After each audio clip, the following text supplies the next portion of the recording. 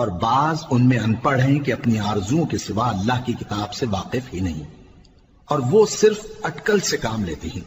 سو ان لوگوں پر افسوس ہے جو اپنے ہاتھ سے کتاب لکھتے ہیں اور کہتے یہ ہیں کہ یہ اللہ کے پاس سے آئی ہے، تاکہ اس کے عوض تھوڑی سی قیمت یعنی دنیاوی منفعت حاصل کریں۔ سو ان پر افسوس ہے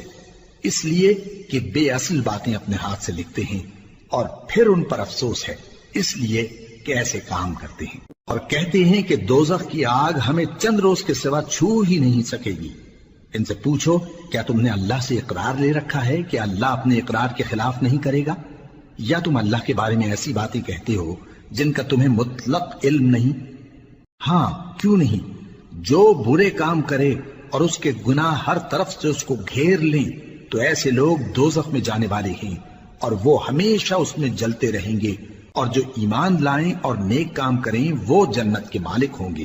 اور ہمیشہ اس میں عیش کرتے رہیں گے۔